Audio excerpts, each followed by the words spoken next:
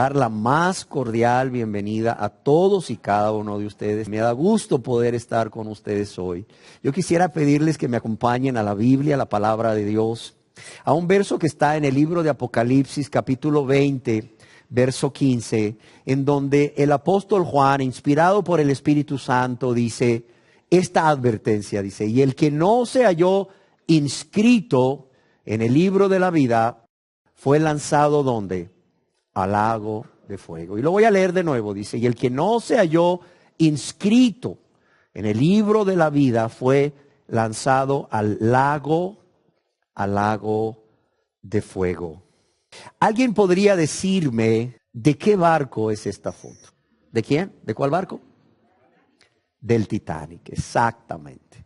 Esta es una foto del barco Titanic cuando estaba partiendo de Southampton.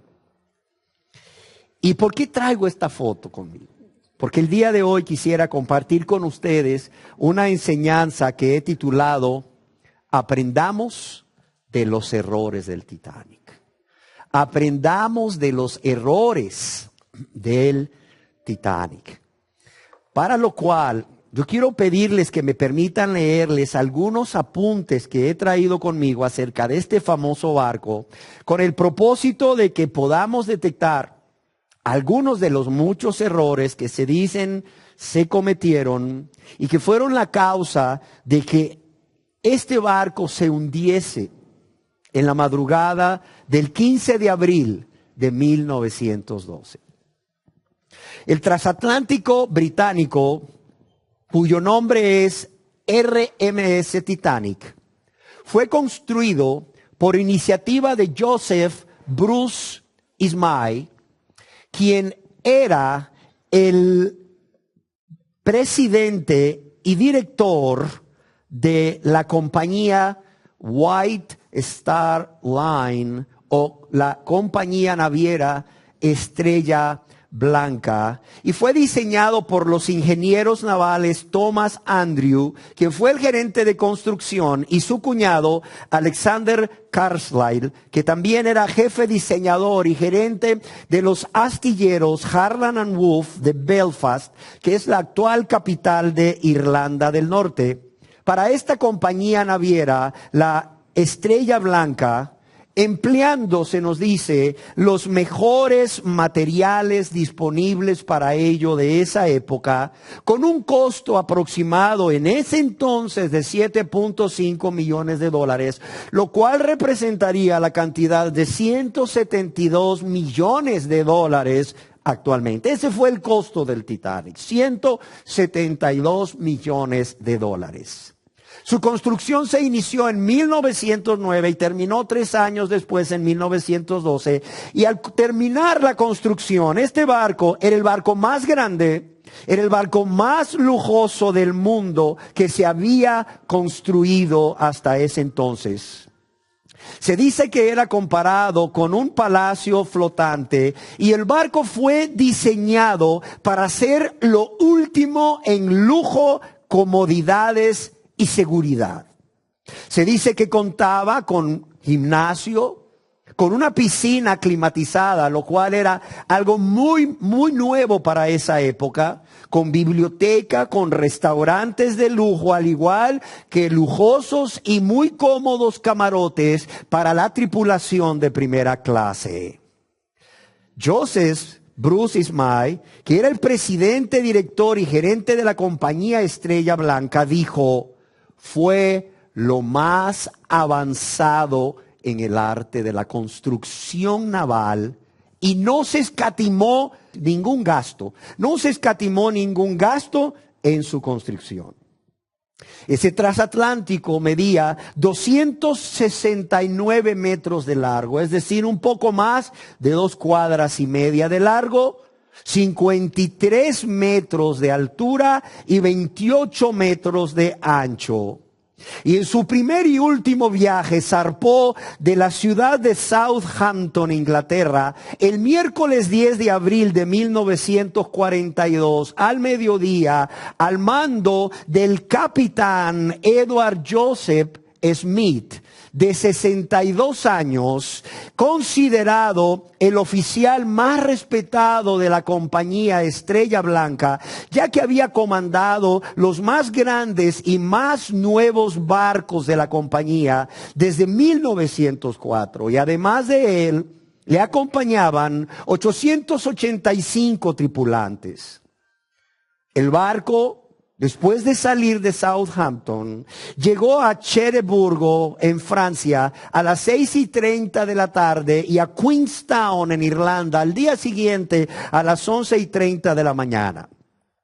Los irlandeses que embarcaron en Queenstown eran mayormente pasajeros de tercera clase que estaban inmigrando a los Estados Unidos de Norteamérica en busca de una mejor vida. En ese momento habían en la embarcación 2,227 personas a bordo, aunque es imposible realmente determinar el número de pasajeros, es decir, podría ser más o menos debido a cancelaciones de última hora, pero también debido a que algunas personas se colaron, por así decirlo, ¿verdad? Se metieron al barco, se subieron al barco a escondidas.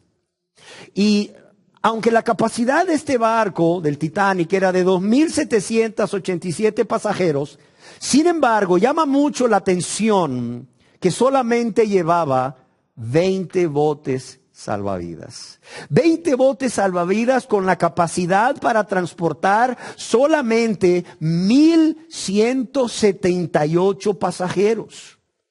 Su capacidad total era 2,787. Sin embargo, los barcos salvavidas solo tenían capacidad para transportar 1,178 pasajeros, los cuales eran un poco más de la mitad nada más de los pasajeros que iban a bordo. Thomas Andrews, uno de los ingenieros navales diseñadores de este barco, fue el primer pasajero en subir en Southampton. Joseph Bruce Ismay, el presidente y director de la compañía Estrella Blanca, se dice que embarcó un poco más tarde.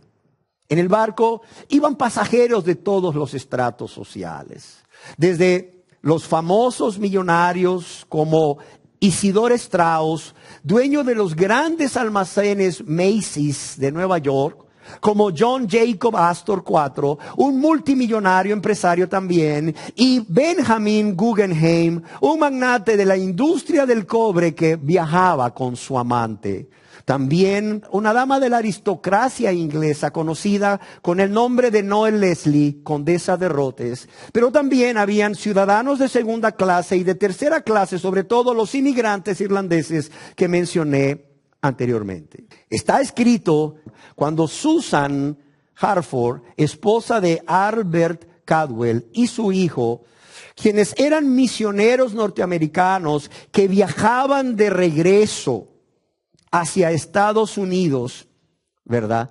Cuando esta mujer, Susan, contemplaba en la cubierta del barco cómo el personal transportaba los equipajes, esa mujer, esa mañana del 10 de abril de 1912, estando todavía en Southampton, antes de partir el barco, preguntó a uno de los mozos que transportaba el equipaje: ¿es verdad que este barco no se puede hundir? ¿Es verdad que este barco no se puede hundir? Y el joven le contestó: así es, señora, ni Dios mismo podrá hundir este barco. Ni Dios mismo podrá hundir este barco. Ahora, ¿de dónde surgió esta creencia? Esta creencia surgió de las declaraciones que primeramente había dado a la prensa Joseph Bruce Ismay, quien dijo que el Titanic era insumergible. Se ha escrito también que cuando un periodista le preguntó a Thomas Andrews, quien fue uno de los ingenieros constructores, es más, el ingeniero a cargo de la construcción, ¿qué tan seguro sería este transatlántico?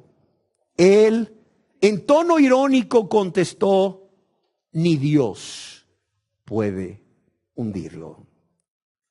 Los primeros días del viaje transcurrieron sin novedad, pero el 13 de abril empezaron a llegar algunos informes de que se habían visto grandes bloques de hielo en la ruta. Se dice que al menos una decena de mensajes fueron recibidos. Posteriormente a estos informes, cuando el Titanic ya había recorrido aproximadamente unos 2.335 kilómetros, se empezaron a recibir de nuevo avisos, 9 en total para ser exactos, de otros barcos que estaban alrededor a muchas millas de distancia, que peligrosos icebergs o témpanos de hielo se estaban viendo en la zona. Habían numerosos icebergs o témpanos de hielo. Los icebergs tienen la característica de que tienen una parte visible por encima de las aguas del mar, pero la mayor parte está por debajo de las aguas. Habían informes de que estos icebergs habían sido vistos en esa misma ruta que seguía el Titanic con destino a la ciudad de Nueva York en Estados Unidos. Es más, se dice que estos informes fueron ignorados o no tomados muy en cuenta, ya que el Titanic siguió navegando a la misma velocidad. También se dice que cuando un barco llamado el Californian estaba atrapado prácticamente en el hielo, a 20 millas al norte de donde transitaba el Titanic, su operador de radio, Cyril Evans, envió un mensaje a todos los buques que estaban en las cercanías. Y este mensaje de que habían icebergs muy cerca fue recibido por el operador de radio del Titanic, Jack Phillip, quien respondió seriamente molesto, muy molesto, diciendo: cállate, cállate, estás interfiriendo con mi señal, estoy ocupado, estoy tratando de comunicarme con el Cabo Race. Debido a que la temperatura del agua fue descendiendo a medida que el buque se acercaba a Terranova, el capitán Smith ordenó tomar un rumbo más al sur. Sin embargo, el capitán ordenó que se mantuviera la velocidad del barco, la cual era demasiado alta para las condiciones de navegación en ese momento. Para el atardecer del domingo 14 de abril, las aguas eran muy tranquilas, pero la temperatura de las aguas del Océano Atlántico Norte continuaban bajando a medida que se acercaba la noche, lo cual indicaba la presencia de icebergs muy cerca de la ruta que seguían. A las 11:30 de la noche, al no haber novedad alguna, el capitán Smith se retiró a su camarote a descansar. Sin embargo, a las 11:40 de la noche, el vigilante de turno, Frederick Fleet, vio frente a él, a unos 500 metros, una zona de sombra contra el cielo estrellado, más o menos de unos 30 metros, que no podía corresponder a otra cosa que un iceberg. Fue entonces que Frederick Fleet sonó la campana 3 veces y, mediante el teléfono, dio la alarma al puente de mando, en donde el oficial a cargo dio la orden inmediata para parar todas las máquinas. Sin embargo, ninguna de estas maniobras logró que el transatlántico pudiera evitar el iceberg, ya que, aunque no se produjo un choque frontal, sin embargo, no se pudo evitar el roce del casco en su parte derecha del barco con la parte del iceberg que estaba cerca de la superficie del agua y por abajo de la superficie del agua. Yo quiero decirles que este impacto del casco del barco con el iceberg, con el témpano de hielo, hizo que los remaches que sostenían las grandes láminas de acero se aflojaran. Pero también hizo que las láminas de acero, algunas láminas de acero en el sitio del impacto, se rompieran. Las láminas de metal de acero se rompieran. Y fue así como empezó a entrar agua a este barco. El problema es que esta situación era muy grave, porque el Titanic solamente podía mantenerse a flote con 4 compartimientos llenos de agua. Y se habían llenado 5. Se dice que el capitán Smith sintió el choque estando en su camarote. No así los pasajeros. ¿Por qué razón? Porque realmente el impacto apenas se sintió. El capitán se levantó, salió de su camarote y fue a buscar inmediatamente a Thomas Andrew, que había sido el ingeniero en jefe de construcción del barco. ¿Para qué? Para ir a inspeccionar los daños. Después de que Thomas Andrews inspecciona todos los daños ocurridos, confirma que el Titanic no podrá permanecer a flote y que éste se iba a hundir en aproximadamente 2 horas. El capitán ordenó a sus oficiales que el barco debía ser desalojado sin provocar pánico en las personas. Sin embargo, el mismo capitán estaba impactado por varias razones. No solo porque el barco más grande y lujoso y seguro del mundo estaba a punto de hundirse, sino porque él sabía que muchos pasajeros iban a morir por causa del escaso o los pocos botes salvavidas que tenían. A las 12:10 de la madrugada se enviaron por radio las llamadas de socorro y el capitán dio la orden de preparar los botes salvavidas para ser usados por los pasajeros. Pero tristemente el transatlántico Carpathia, que era el único que había respondido al aviso de la tragedia que había ocurrido y que se dirigía al rescate, tardaría por lo menos 4 horas en llegar. ¿Por qué razón? Porque se encontraba a 93 kilómetros de distancia y grandes bloques de hielo en el agua le impedían ir más rápido. Los camareros pasaron por los camarotes, comenzando por los de primera clase, para indicar a las personas que se abrigaran bien, para entregarles un chaleco salvavidas y para pedirles que fueran a cubierta donde estaban los botes salvavidas para abordar estos, porque había que desalojar el barco, comenzando por las mujeres y los niños. Pero ¿qué pasó?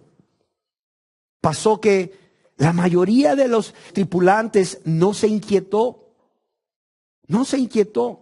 sino que permaneció durante largo tiempo en el interior del Titanic. ¿Por qué razón?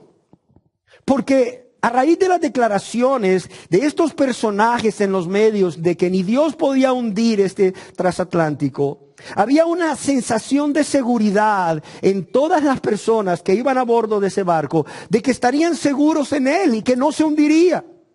Es más, yo quiero decirles que los primeros botes salvavidas que se empezaron a llenar, dando preferencia a mujeres y niños, fueron llenados con muy pocas personas. ¿Por qué? Porque las personas estaban tan confiadas que muy pocos quisieron subirse a los primeros botes salvavidas, bajando estos al mar con tan pocas personas. Por decirles un ejemplo, de los primeros 8 botes salvavidas que bajaron al mar con personas, aunque la capacidad de algunos de ellos era 40 personas, solamente estaban bajando con 12 a 15 personas. Y de aquellos cuya capacidad era hasta 65 personas, solo estaban bajando con 28 personas. Pero cuando a las 2:05 de la madrugada el agua ya alcanzaba la cubierta, se desató el pánico.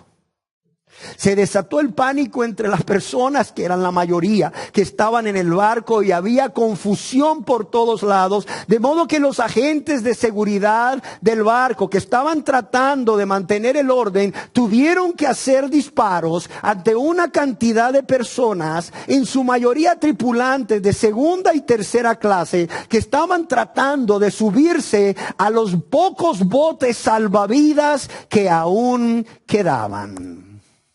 De modo que los últimos botes salvavidas sí se llenaron a su capacidad total, pero ya era demasiado tarde. Fue entonces que las personas, ahora sí, conscientes de que el transatlántico Titanic se hundiría, empezaron a lanzarse desesperadamente al mar del Atlántico Norte. Pero las aguas del mar estaban a 0 grados centígrados. Y aunque estas personas podían flotar en las aguas porque tenían chalecos salvavidas, no podrían soportar las bajas temperaturas, lo cual significaba que después de 15 a 20 minutos en las aguas, morirían si alguien no los rescataba, lo cual sucedió con cientos de personas. Yo quiero que veamos una foto, por favor. Impresionante el Titanic hundiéndose, la gente en los botes, pero también mucha gente en el agua, muchísima gente en el agua, tratando de salvarse. Según testigos que sobrevivieron, mientras los pasajeros se juntaban en la cubierta para tratar de abordar los botes salvavidas o buscar otra forma de salvarse, una tablita, lo que pudieran agarrar, ¿verdad? No lo sé, una mesa.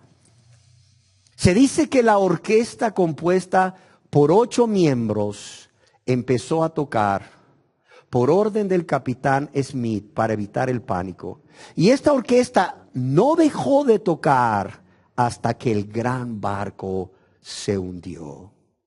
Siendo, según algunos testigos que sobrevivieron, la última canción que tocaron, un himno que, según estos testigos, se llama Near My God to Thee, más cerca de ti, Dios mío, cuya letra original dice: más cerca, oh Dios, de ti quiero morar, aunque sobre una cruz me hayan de alzar.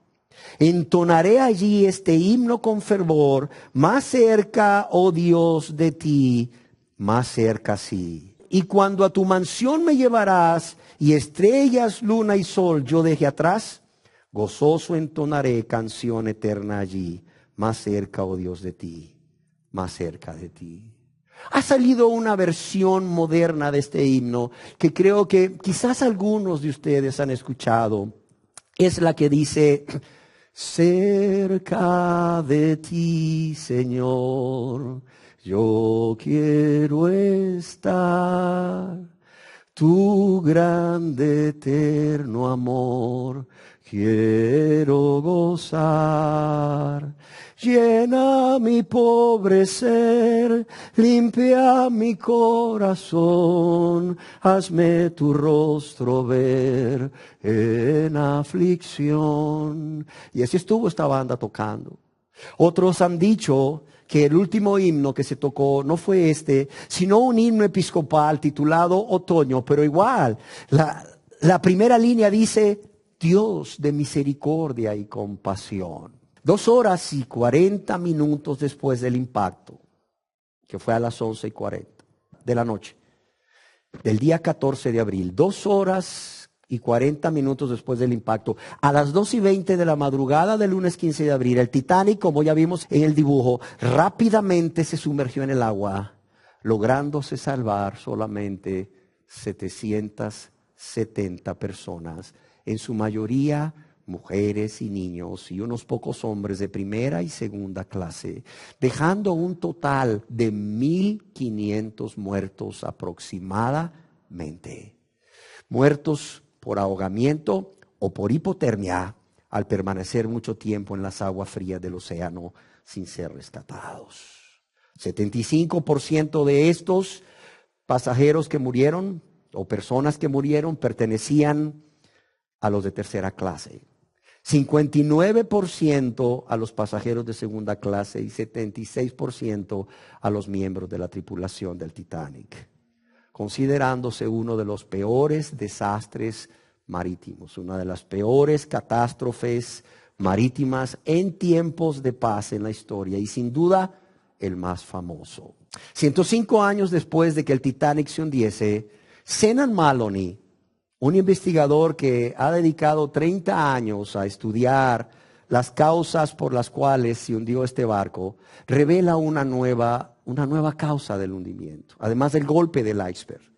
Este hombre dice que un incendio masivo ocurrió en la sala de las máquinas del barco antes de que éste saliese del puerto. Es más, 5 días antes de que saliese. Y aunque este incendio fue controlado al inicio, nuevamente se reactivó y permaneció, aunque en menor intensidad durante el viaje. Y este incendio, que provocó altas temperaturas, ahí donde estaba en la sala de máquinas, las calderas, fue lo que hizo que se debilitaran los remaches y las láminas de acero del casco del barco en ese lugar donde había estado el fuego, por lo que al golpear esa área del barco con el gran témpano de hielo, con el iceberg, eso hizo que los remaches se aflojaran y que se provocara una ruptura en las láminas de acero por donde entró el agua. Ahora bien, habiendo visto un resumen de lo que sucedió, yo quisiera compartir a continuación con ustedes 4 errores. Hay más errores, pero 4 errores por los cuales este transatlántico conocido como el Titanic, que era insumergible, terminó en el fondo del mar, a 3.883 metros de profundidad. Y yo quisiera mencionar 4 errores. Considero que el primer error fue lo que llamaríamos una sensación de seguridad equivocada. Una sensación de seguridad falsa. ¿Y qué es una sensación de seguridad falsa o equivocada? Es creer que podemos depositar toda nuestra confianza en algo o en alguien porque estaremos seguros. O la idea de que no existe ningún peligro o riesgo alguno, solo que esta idea o confianza es equivocada. ¿Por qué? Es falsa. ¿Por qué? Porque el riesgo de que algo terrible pueda suceder está presente. Y esto es lo que vemos en el caso del hundimiento del Titanic. Estaban tan convencidos los ingenieros constructores de que nada podía hacer que este barco se hundiese, que no solo dieron declaraciones a los medios de comunicación de que ni Dios podía hundir el Titanic, sino que también transmitieron esa sensación de seguridad o de confianza a la compañía Estrella Blanca y a su capitán Smith, y él a la vez a los tripulantes del barco y a los pasajeros del barco. Y es por ello que todos en ese barco estaban tan seguros, estaban tan convencidos de que ese barco nunca se hundiría. Pero estaban equivocados. Una falsa sensación de seguridad o una sensación de seguridad equivocada. Una evidencia de que esta sensación de seguridad equivocada existía en ellos fue por el hecho de que el capitán Smith, a pesar de recibir advertencias de grandes bloques de hielo, aún de témpanos de hielo o iceberg en la ruta de viaje, y además de ver que la temperatura del océano bajaba por la presencia de iceberg cerca de ellos, él ordenó continuar la velocidad del barco. Sí. Este hombre no ordenó disminuir la velocidad del barco, con lo que se hubiese podido evitar el golpe. Otra evidencia es que los que estaban a cargo de vigilar el mar esa madrugada no tenían binoculares.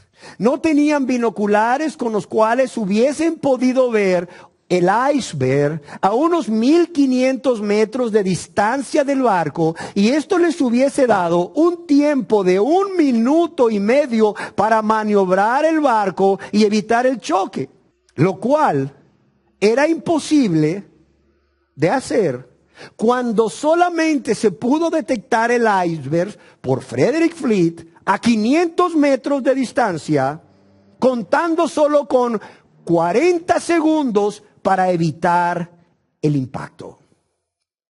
Es más, había una falsa sensación de seguridad en todos ellos, también en el hecho de que, necesitando aproximadamente unos 55 a 60 botes salvavidas para poder salvar a todas las personas a bordo del barco en caso de una emergencia como esta, solamente pusieron 20.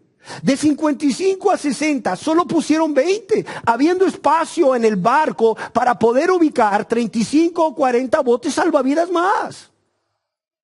Además, ¿cómo se ve esta falsa o equivocada sensación de seguridad en las personas a bordo del barco cuando se les pide que vayan a la cubierta del barco a abordar los botes, la multitud permaneció confiada dentro del Titanic. Y fueron muy pocas personas las que se subieron a los primeros 8 botes salvavidas.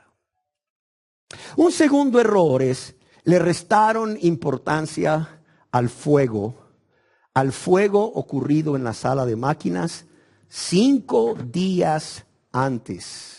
Era un fuego que se había encendido porque ahí guardaban el carbón. Como habían altas temperaturas, era muy fácil que el carbón que ahí estaba almacenado en grandes cantidades para echar a andar estas máquinas, agarrara fuego, se encendiera el fuego.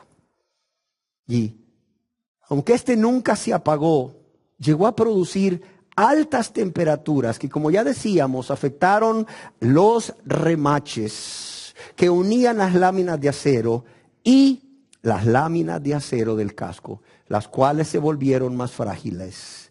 Y esto fue lo que hizo que con el impacto del iceberg los remaches se aflojaran, las láminas se rasgaran y entrara el agua, llevando al barco al fondo del océano. Un tercer error fue, no pusieron atención a las señales. El mar mismo les estaba indicando del grave peligro que había frente a ellos. ¿Cómo? Al descender la temperatura de las aguas por la presencia de un témpano de hielo o un iceberg cerca del barco. Pero el capitán no prestó atención a ello, sino que se fue a dormir tranquilamente. Y un cuarto error es que no oyeron, no escucharon las advertencias, no prestaron atención a las advertencias. Fueron por lo menos 10 advertencias las que recibió el operador de radio del Titanic, que habían grandes bloques de hielo muy cerca de ahí, y muchas más advertencias de que habían inclusive icebergs, de que habían visto icebergs en la ruta que seguía el Titanic. Pero en lugar de prestar atención a cada una de ellas y tomar las medidas necesarias, ya vimos cómo no solamente no le dieron importancia, sino que también el operador de radio inclusive respondió molesto a la última de ellas, que ya no lo molestaran. Y habiendo visto la historia del hundimiento del Titanic y los 4 errores que permitieron que este gran transatlántico llegase a terminar en el fondo del océano Atlántico a casi 3.800 metros de profundidad, quizás usted se pregunte, bueno, ¿y qué tiene que ver toda esta historia con mi vida? ¿A mí qué me importa si el Titanic se hundió hace 105 años? O sea, ¿qué tiene que ver esto conmigo? ¿Qué tienen que ver los errores que se cometieron conmigo, con mi vida? Tiene que ver mucho. Yo quiero decirte que si tú no te has convertido a Dios, si hay personas en este lugar que aún no se han convertido a Dios a través de un verdadero arrepentimiento y una sincera súplica de perdón a Dios, creyendo en Jesucristo como tu único y suficiente Salvador y Señor, lo que tú acabas de escuchar acerca del Titanic y los 4 errores se aplica mucho a tu vida espiritual.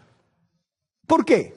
En primer lugar, porque así como el Titanic tenía un punto de partida, Southampton, Inglaterra, y un destino final, el cual era la ciudad de Nueva York, en Estados Unidos, después de un largo viaje, así también, querida persona que hoy estás aquí, que no te has convertido a Dios, tú tienes un punto de partida que es el día que naciste y tienes un destino final. Y este destino final puede ser una ciudad, la ciudad celestial, la nueva Jerusalén con Dios y sus santos, para vivir ahí por toda una eternidad. O bien, tu destino final puede ser ese lago de fuego. O como algunos lo traducen, ese lago que está ardiendo con fuego. En segundo lugar, así como el Titanic tenía un capitán que dirigía el barco, si tú no te has convertido a Dios, querida persona que hoy estás aquí, tú no tienes un capitán, tú tienes 2 capitanes que están dirigiendo tu vida hacia ese destino. a lo largo de tu viaje en esta vida. ¿Cómo se llamaba el capitán del Titanic? Edward Smith. ¿Cómo se llaman esos dos capitanes en tu vida si tú no te has convertido a Dios? Que están dirigiéndote, cual barco, a lo largo del viaje de tu vida en esta tierra.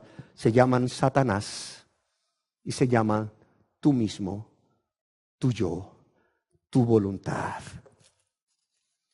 En tercer lugar, si consideramos el número de personas que murieron y el número de personas que sobrevivieron, podemos ver que la mayoría de ellas murió. Así también dice Jesús, tristemente, que son más las personas que se pierden que las que se salvan.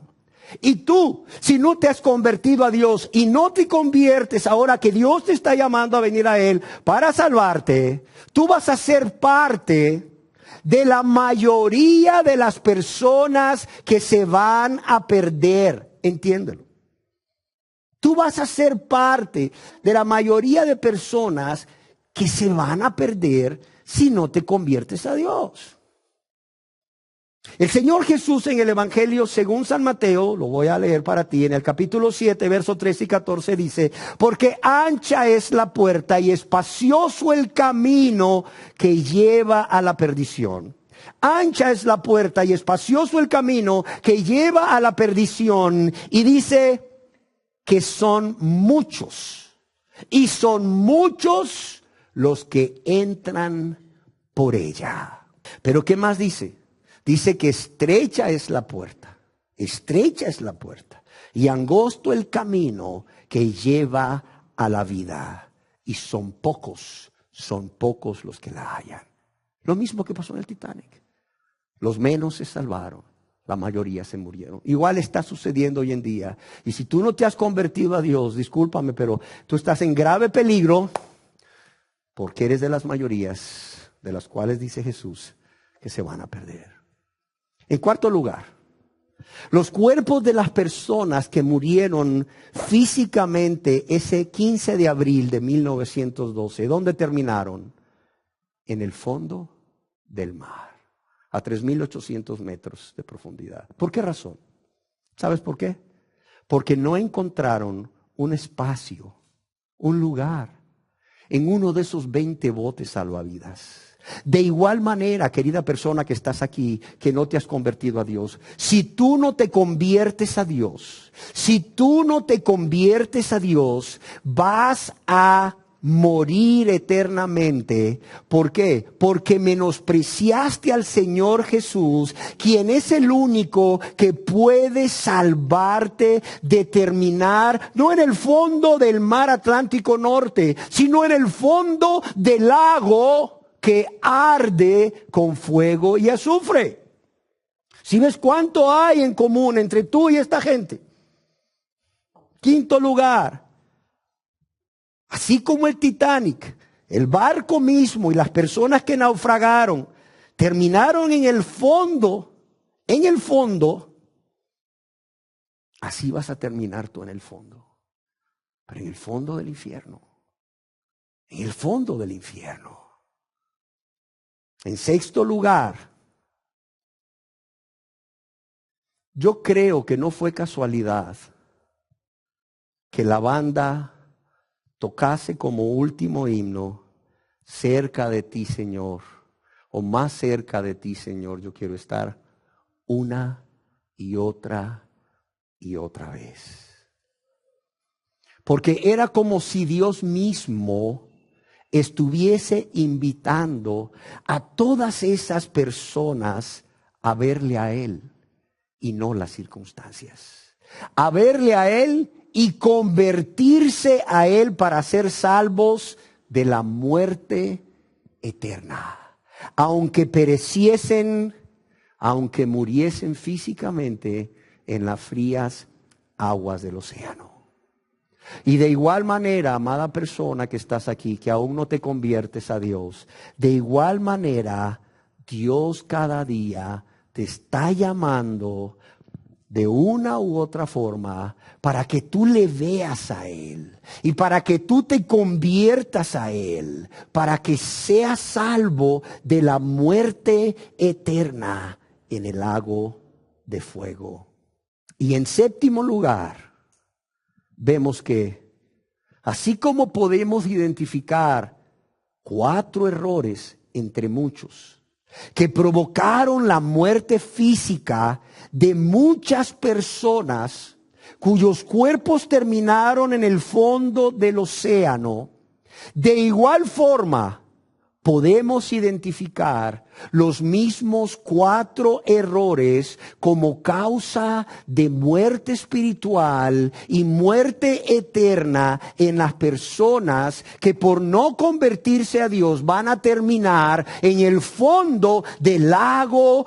que está ardiendo con fuego y azufre. Veamos cómo se aplica el primer error, que es esa sensación de seguridad falsa, esa confianza puesta en algo o en alguien que nos hace creer que estamos seguros. Eso lo vemos por el hecho de que millones de personas hoy en día afirman que ya son salvos de la condenación eterna, porque son hijos e hijas de Dios y que van a ir al cielo si muriesen hoy. ¿Por qué? Porque hicieron una oración de aceptar a Cristo como el Salvador de sus vidas, pero sin tener en sus vidas esa tristeza, ese profundo dolor por haber pecado contra Dios. Por haber pecado contra Dios y su prójimo de manera consciente, de manera voluntaria y egoísta. Es decir, personas que repiten una oración sin tener una convicción de pecado. Además, son personas que están confiadas y muy confiadas como los pasajeros del Titanic de que nada les pasaría, que no se iban a hundir al fondo del mar porque hicieron una oración de aceptar a Cristo, pero sin un verdadero arrepentimiento en sus vidas. Es decir, un reconocer sus pecados, contra quien han pecado y tener un cambio de manera de pensar con respecto a ellos mismos, con respecto a sus pecados, con respecto a Dios, y un cambio de manera de pensar que los lleva a un cambio radical de manera de vivir con la ayuda de Dios. Pero no solo eso, estas personas que están ejerciendo una falsa sensación de seguridad o tienen una falsa o equivocada sensación de seguridad, lo hacen porque aceptaron a Cristo sin convicción, sin arrepentimiento y sin la verdadera fe que salva. ¿Por qué digo sin una verdadera fe que salva en el Señor Jesucristo? Porque también en la Biblia vemos que existe la fe de los demonios. En la Biblia se nos dice que los demonios creen y tiemblan, pero no se sujetan a la voluntad de Dios, ¿sí o no? Allá a través de Santiago se nos dice que los demonios creen y tiemblan, pero no se sujetan a la voluntad de Dios. De igual manera pasa con las personas que dicen ser cristianos porque aceptaron a Cristo como su Salvador personal, pero siguen viviendo para ellos mismos o para ellas mismas. Siguen viviendo egoístamente, siguen viviendo para hacer su voluntad, igual que los demonios. No hay ninguna diferencia. Es más, los demonios creen y tiemblan. Estas personas dicen creer, pero viven como demonios y ni siquiera tiemblan. Una falsa sensación de seguridad. Jesús mismo nos habla de este tipo de personas que tienen esa falsa o equivocada sensación de seguridad, y todo porque hicieron una oración de aceptar a Cristo sin conversión en sus vidas, cuando allá en el Evangelio, según San Mateo capítulo 7, verso 21 al 23 nos dice: no todo el que me dice Señor, Señor, entrará en el reino de los cielos. Dice, no todo el que me dice Señor, Señor entrará en el reino de los cielos. ¿Sino quiénes? Los que dicen Señor, Señor, pero hacen la voluntad de mi Padre que está en los cielos. Fíjese, no solo es necesario decir, es necesario que hacer. Que conste, no somos salvos por hacer, pero el que es salvo por la fe hace la voluntad del Padre. ¿Sí me entiende? Una característica de la persona que ha sido salva por la fe en el Señor Jesucristo como su único y suficiente Salvador, va a hacer la voluntad del Padre. Se va a deleitar en hacerla y la va a hacer no en sus fuerzas, sino con la ayuda de Dios por medio del Espíritu Santo. De modo que no todo el que me dice Jesús, Señor, Señor, entrará en el reino de los cielos, sino el que hace la voluntad de mi Padre que está en los cielos. Y miren lo que dice aquí. Y esto es de temer. Muchos, y aquí la palabra mucho es grandes multitudes. Muchísima gente, no 100, grandes multitudes, millones. Dice, muchos me dirán en aquel día, Señor, Señor, no profetizamos en tu nombre, y en tu nombre echamos fuera demonios, y en tu nombre hicimos muchos milagros. Y entonces yo les declararé, ¿qué dice aquí? Nunca nunca os conocí. Y mire qué terrible esto. Apartaos de mí, hacedores de qué? De maldad. Pero tú pregúntales, oiga, ¿usted es cristiano? Por la gracia de Dios, hermano. ¿Y usted es salvo? Por la gracia de Dios, hermano. ¿Y usted por qué es salvo? Porque acepté a Cristo como mi Salvador. Oye, ¿y usted cómo vive? No, hermano, usted sabe, hermano, que aquí en la tierra así vamos a vivir, hermano. Usted sabe, hermano, que son en el cielo, ¿verdad? Y usted sabe, hermano, que la carne es débil y etcétera, etcétera, etcétera. Por ahí les llaman cristianos carnales, que de cristianos no tienen nada, pero de carnales tienen todo. Tienen todo de carnales, porque son gobernados por la carne. Amén. ¿Qué más? El segundo error que están cometiendo estas personas y que ustedes, queridas personas que aún no se están convirtiendo a Dios, están cometiendo, es que no le están dando importancia al fuego como en el Titanic. De igual manera, ustedes, como los del Titanic, no le están dando importancia al fuego del lago de fuego, al fuego del horno de fuego que es el infierno. El infierno, cuya palabra proviene del latín infernus y que significa la parte de abajo, es el término con que se traducen las palabras hebreas Sheol y las palabras griegas Hades o Gehenna o Tártaro. Yo quiero decirles que esta palabra infierno se encuentra 12 veces en el Nuevo Testamento, 11 veces en los evangelios de Mateo, de Marcos y de Lucas. ¿Y qué cosa? Cada vez que aparece en esas 11 veces, en estos evangelios sinópticos, fueron pronunciadas, ¿saben por quién? Por el Señor Jesús. De modo que la persona que más nos advierte en el Nuevo Testamento acerca del infierno es ni más ni menos que el Dios de amor y de misericordia que se hizo hombre por amor a nosotros y que vino a morir en esa cruz por amor a nosotros.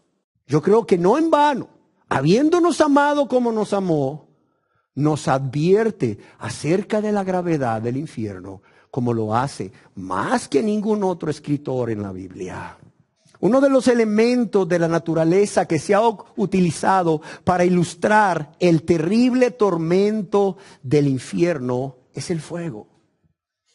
Jesús mismo lo usa en el Evangelio según San Mateo, capítulo 5, verso 22, donde leemos: pero yo os digo que cualquiera que se enoje contra su hermano será culpable de juicio. Y cualquiera que diga necio a su hermano será culpable ante el concilio. Y cualquiera que le diga fatuo quedará expuesto ¿qué? Al infierno de ¿qué? De fuego. Al infierno de fuego. Pero la gente no le está dando importancia al fuego del infierno. Y este fuego del infierno, al cual el Señor Jesús mismo se refiere, Él mismo lo ha descrito, no como cualquier fuego, lo ha descrito como fuego eterno. Vayamos al Evangelio según San Mateo, capítulo 25, verso 41. Dice: entonces dirá también a los de la izquierda: apartaos de mí, malditos, ¿a dónde? Al fuego eterno.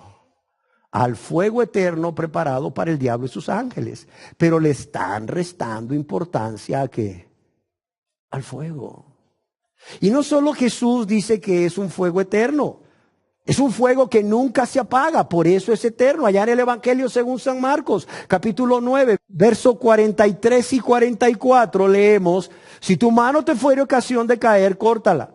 Mejor te es entrar en la vida manco que teniendo dos manos ir al infierno. Y fíjese bien, dice, ir al infierno, al fuego que no puede ser apagado.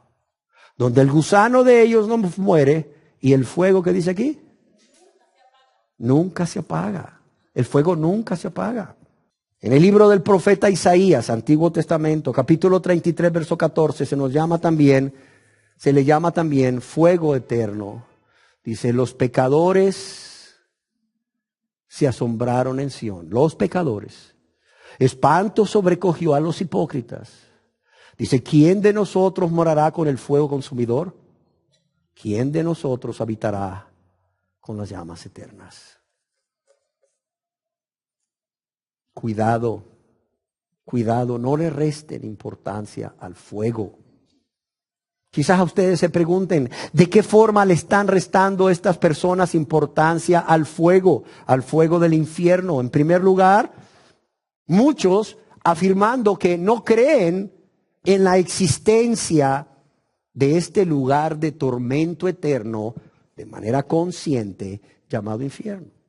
Estas personas opinan, quizás por la vida que están viviendo en esta tierra, no solo que el infierno no existe, que el infierno es aquí, en la tierra, mientras están viviendo vidas miserables, donde sufren cada día. Pero el que no crean que no existe el infierno, por eso va el infierno a dejar de desaparecer. Créanmelo. En segundo lugar, hay personas, y son muchas, que afirman creer en la existencia del infierno, pero aseguran que el ser humano no va a sufrir en ese lugar de tormento eterno porque va a ser destruido por Dios. Va a ser aniquilado. Estas personas creen que el infierno existe y que el infierno es eterno, pero el castigo no es eterno. A esta forma de pensar se le conoce como la doctrina de la aniquilación. Y es una doctrina muy popular entre los testigos de Jehová y los adventistas del séptimo día, entre otros. ¿En qué consiste la doctrina de la aniquilación? Es mucho lo que se puede decir acerca de esta doctrina, que no es conforme a la verdad de la Biblia, por cierto, pero por razones de esta enseñanza voy a referirme brevemente a ella diciendo que esta doctrina enseña que el ser humano fue creado inmortal. Pero esa inmortalidad Dios la ha dado como un don, como un regalo, solamente a aquellas personas. Dios las ha dado como un regalo solamente a aquellas personas que murieron habiendo sido salvas por la fe en Cristo Jesús. Sin embargo, todas aquellas personas que han vivido vidas egoístas de práctica de pecado y que mueren sin haber sido perdonadas por Dios, van a ser destruidas, pues Dios a ellos no les ha concedido el don de la inmortalidad y van a ser destruidas por el fuego del infierno. Algunos aniquilacionistas, como se les llama, proponen que los inconversos dejarán de existir en el mismo momento de la muerte. Otros en el momento de la resurrección. Y otros luego de un periodo de tiempo limitado de castigo en el fuego después de la resurrección. Ahora bien, cualquiera que sea la variante que ellos crean, es decir, que el inconverso deja de existir al momento de su muerte o al momento de la resurrección para condenación, o después de un periodo limitado de tiempo en el castigo del infierno, ellos creen que las personas que rechazan a Cristo van a tener como destino final no un tormento eterno, no un castigo eterno de manera consciente en ese lugar, separados de la presencia de Dios, sino que van a ser aniquilados totalmente o van a ser extinguidos totalmente. Por tanto, no sufrirán castigo eterno o no van a sufrir eternamente en el infierno. Hay muchas cosas que ellos dicen. Podríamos pasar mucho tiempo hablando de ello.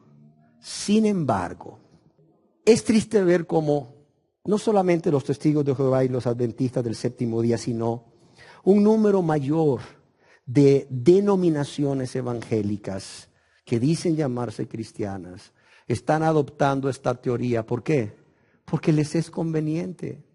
Alguien escribió: borra el infierno y sus tormentos, y los pecadores se van a burlar de Dios. ¿Por qué?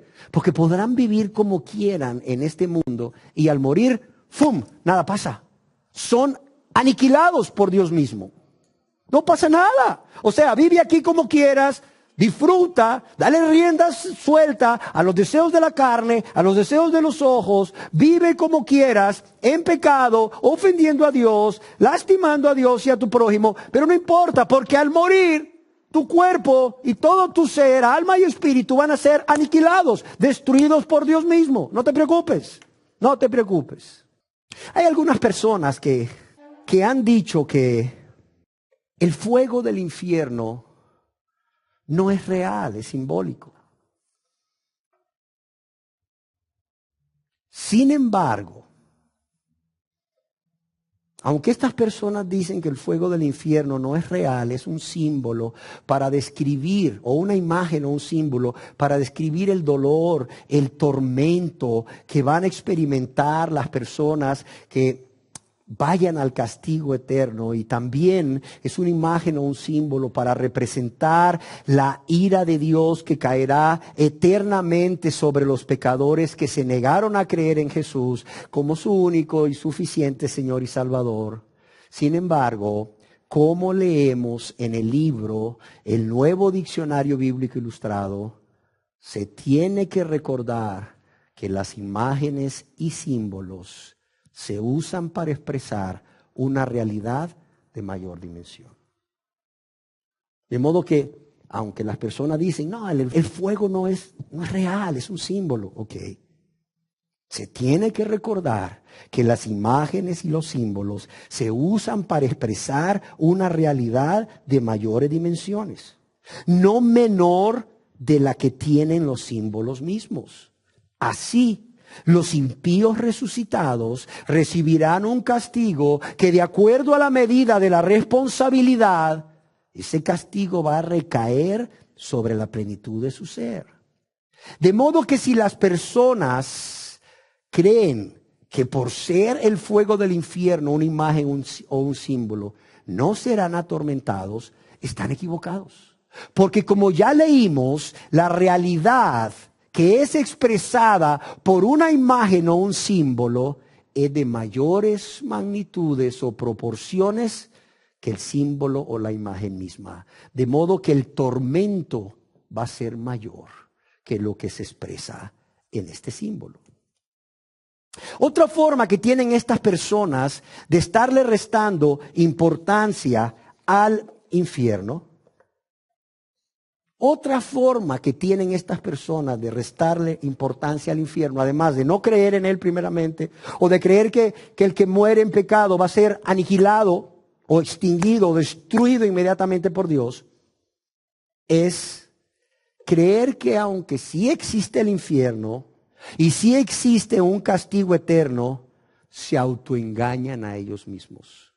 Se autoengañan a ellos mismos, justificándose a sí mismos por obras, como ser la de que ya son salvos o salvas, de que son hijos o hijas de Dios, porque realizaron una oración de aceptar a Cristo como su Salvador personal, pero, óigalo bien, ya lo dijimos, continúan viviendo vidas de pecado, de práctica de pecado, vidas caracterizadas por el egoísmo, la rebeldía, la ingratitud para con Dios, olvidando que, como ya leíamos, y como el mismo Señor Jesús dijo, no todo el que dice Señor, Señor, entrará en el reino de los cielos, sino ¿quién?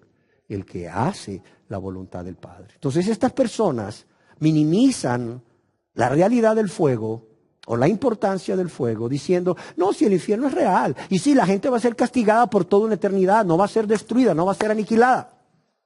Pero yo no me voy a ir ahí. Por eso a mí no me importa que exista infierno. ¿Y por qué no se va a ir ahí? Porque yo acepté a Cristo. ¿Y usted cómo está viviendo? No, pues yo sigo igual viviendo, pues la verdad, usted sabe, poco a poco, por áreas. Es por áreas, hermano. Allá en el tiempo de Dios vamos a cambiar, hermano, usted sabe. Nadie es perfecto, hermano. Todos pecamos todos los días, hermano, usted sabe. Ah, ya. Pues yo quiero decirle que el que practica el pecado es del diablo. Y ese lago de fuego fue preparado ¿para quién? Para el diablo y sus ángeles. Y para todos aquellos que decidieron que el diablo y sus ángeles gobernaran sus vidas y que le han seguido paso a paso al mismo lugar donde el diablo y sus ángeles se van a ir. Así de sencillo. Aunque hayan hecho una oración de aceptar a Cristo sin conversión a Dios.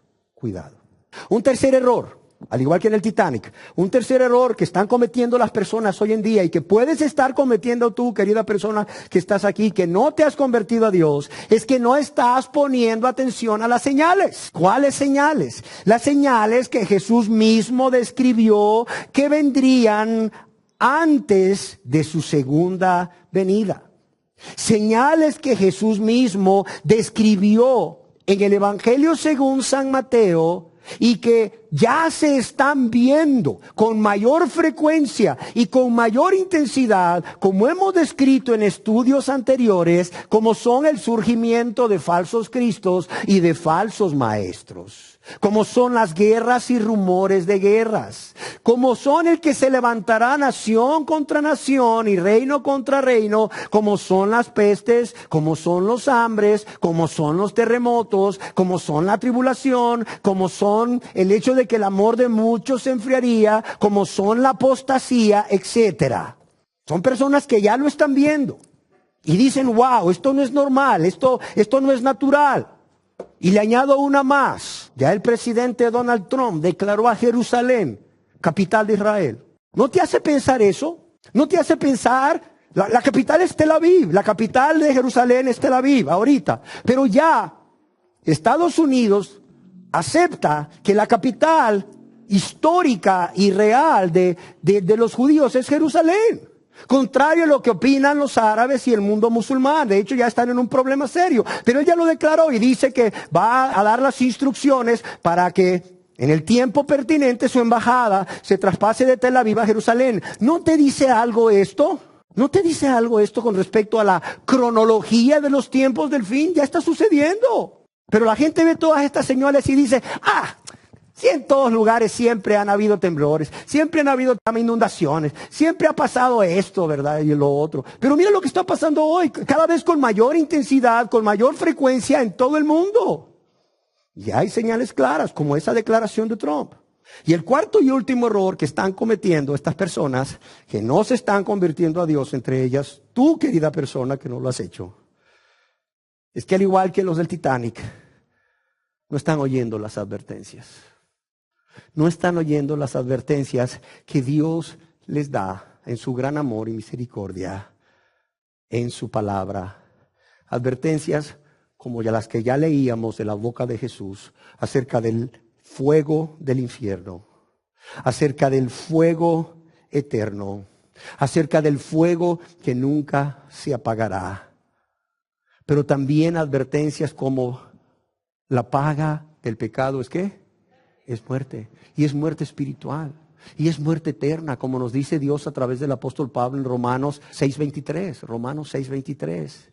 Pero también advertencias como las que Dios también nos da a través del apóstol Pablo cuando dice que por cuanto todos los seres humanos pecamos, estamos destituidos o no podremos alcanzar la gloria de Dios. Es decir, por cuanto todos pecamos nos vamos a perder, a menos que nos arrepintamos y confiemos en que Jesús nos amó tanto, que dio su vida en esa cruz del Calvario para morir en nuestro lugar y para recibir el castigo que todos y cada uno de nosotros aquí presentes debíamos haber recibido, y para pagar esa deuda que todos teníamos con Dios por haber violado una y otra vez su santa ley, deuda que por cierto no podíamos pagar.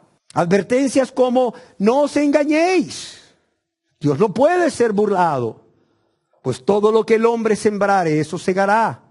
Porque el que siembra para su carne, de la carne segará corrupción, o como otras Biblias lo traducen, segará destrucción o segará muerte, y en este caso es muerte eterna. Advertencias como: ¿no sabéis que los injustos no heredarán el reino de Dios? Óigalo bien. Advertencias como estas: ¿no sabéis que los que practican el pecado, porque el pecado es injusticia contra Dios y el prójimo, no sabéis que los que hacen injusticias no heredarán el reino de Dios? Dice Dios mismo a través del apóstol Pablo en 1 Corintios 6, 9 y 10, para los que les gusta anotar, 1 Corintios 6, 9 y 10. ¿No sabéis que los injustos no heredarán el reino de Dios?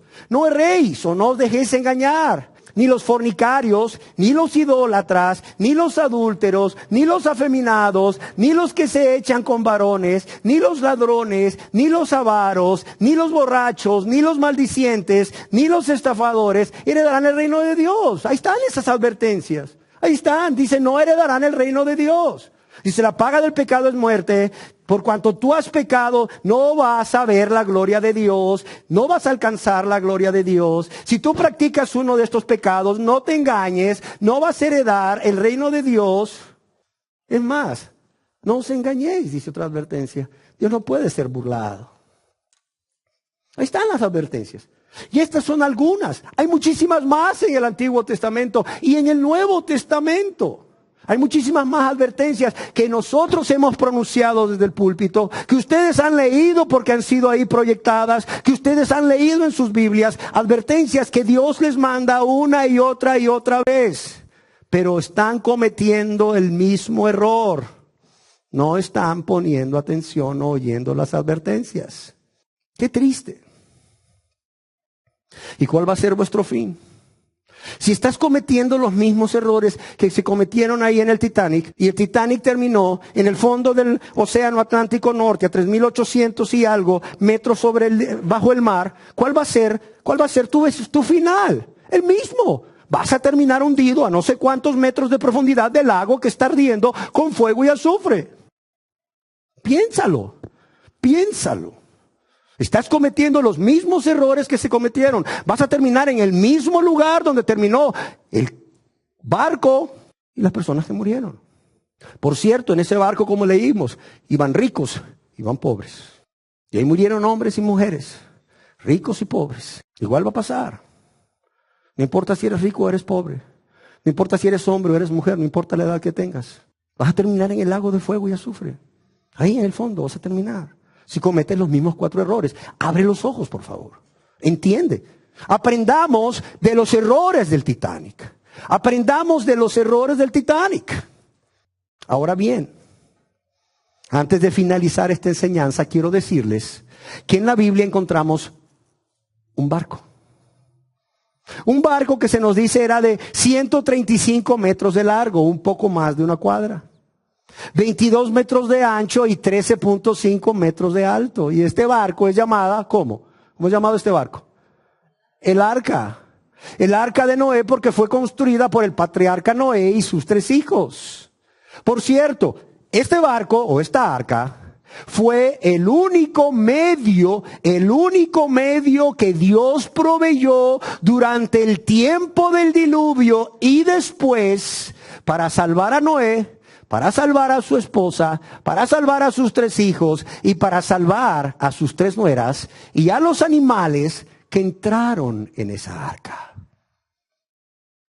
Yo quiero decirles que Dios, como juez justo de toda la tierra, Él así como ejerció justicia y dictó sentencia y castigo contra todos los pecadores de la época del diluvio, ese mismo Dios sigue siendo el juez justo de toda la tierra, y ese mismo Dios tiene que dictar sentencia y tiene que dictar castigo sobre todos los pecadores que le han menospreciado y han menospreciado su salvación y han menospreciado su bendito y precioso Salvador, como lo hicieron hace ya miles de años. Y yo quiero decirles que así como Dios proveyó el arca como único medio de salvación, durante el diluvio, Dios ha dispuesto desde la fundación del mundo un medio. El único medio, por cierto. No se engañen. El único medio por lo cual todo pecador que se acerca a Él con un corazón contrito y humillado, con un corazón arrepentido, puede ser perdonado. Sí, puede ser perdonado y será perdonado. Y es que, amados y amadas, esta arca en la que fueron salvadas 8 personas es un tipo y figura ¿de quién? De Jesucristo. Esta arca es un tipo y figura de Jesucristo, nuestro Señor y Salvador, quien es el único medio. Él es el único medio de salvación que Dios ofrece en su gran amor, en su infinita misericordia y su gracia a todos aquellos que con un corazón arrepentido creen en Él como su único y suficiente Salvador. Dios lo expresa claramente a través del autor inspirado del libro de los Hechos, Lucas, al decirnos: y en ningún otro hay salvación. Óigalo bien. Así como en el tiempo de Noé no había otro medio para ser salvos que entrar en el arca y no quisieron arrepentirse y ser salvos, así también hoy en día no hay otro medio de salvación para ser salvos de la condenación eterna en el lago de fuego y azufre que la persona de Jesús.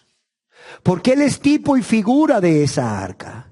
Y en ningún otro hay salvación, porque no hay otro nombre bajo el cielo. Oiga bien, no hay otro nombre bajo el cielo dado a los hombres en que podamos ser salvos. Es más, Dios mismo a través del apóstol Pablo nos confirma este hecho al decirnos que solo hay un mediador entre Dios y los hombres. ¿Cuántos mediadores hay? Uno, y lo digo con todo respeto. Nadie más es mediador. No que la Virgen es mediadora. No. Lee ahí lo que dijo María ahí en la Biblia. Ella necesitaba de un Salvador también. Solo hay un mediador. No es que los santos son mediadores. No. Solo hay un mediador. Y solo hay un mediador, y para que nadie se equivoque, Dios mismo nos dice ahí en su palabra, en 1 Timoteo capítulo 2, versos 5 y 6, para los que les gusta anotar, 1 Timoteo capítulo 2, versos 5 y 6, que ese único mediador, y lo digo con respeto, ese único mediador tiene nombre, se llama Jesucristo. Dice, porque solo hay un mediador entre Dios y los hombres, Jesucristo hombre, quien se dio a sí mismo en rescate por todos. Y solo poniendo toda nuestra fe en Él, es que vamos a ser salvos. Y querida persona que aún no te has convertido, solo poniendo toda tu fe en Él, es que vas a poder ser salvo ¿de qué? Del castigo eterno en el lago que está ardiendo con fuego y azufre. Dios nos promete en su palabra que a Jesucristo, el único Salvador, podemos ir todos los pecadores. Podemos ir todos los pecadores con un corazón contrito y humillado y obtener el perdón de todos nuestros pecados de manera inmediata. Si creemos en Él como nuestro único y suficiente Salvador. Y termino diciendo que aunque Dios no envió a su Hijo al mundo, aunque Dios no envió a su Hijo al mundo a condenar el mundo, sino que el mundo fuese salvo por Él, no debemos olvidar que Dios también nos dice inmediatamente a esta promesa que el que no cree será condenado, porque no ha creído en el unigénito Hijo de Dios. Y amados y amadas, especialmente los que aún no se han convertido, los que están cometiendo los mismos 4 errores que cometieron las personas en el Titanic. Así como Dios cerró la puerta del arca, y después de esto fue demasiado tarde para que las personas se arrepintiesen y pudiesen entrar en el arca para ser salvas, de igual forma va a suceder hoy o ahora a todas aquellas personas que han estado menospreciando la gracia de Dios manifestada en cada oportunidad que les da de arrepentirse y creer en Jesús como su único y suficiente Señor y Salvador. Cuidado, cuidado. Yo no sé si tú te imaginas al Dios de amor y misericordia cerrando la puerta del arca, porque no dice que Noé y sus 3 hijos hicieron mucha fuerza y la cerraron. No. Dios la cerró, punto. Y así un día Dios va a cerrar el tiempo de las oportunidades de arrepentirse y creer en Jesús para ser salvos. Es por ello, amados y amadas, que Dios nos dice una vez más: buscadme mientras pueda ser hallado. Cuidado, dice Dios, buscadme. Y buscadme ahorita mientras puedo ser hallado. Dice, llamadme, pero llamadme ahorita en tanto que estoy cercano. Hoy, dice Dios, que es día de salvación. Termino suplicando a aquellos que aún no se convierten a Dios, que ya no sigan cometiendo esos 4 errores, que aprendan de la gente del Titanic, que aprendan de los errores del Titanic y que vengan a Jesús con un corazón arrepentido, con un corazón contrito y humillado, suplicándole perdón, pero también creyendo en Jesús como su único y suficiente Salvador, antes de que se cierre la puerta de las oportunidades y el tiempo para creer en Jesús, para salvación y vida eterna. Cerremos nuestros ojos. Señor, queremos darte gracias por tu gran amor y tu misericordia, porque nos adviertes, nos traes aquí, Señor. Pones el deseo de venir para escuchar tu palabra y para ser advertidos, Señor, de una y otra forma.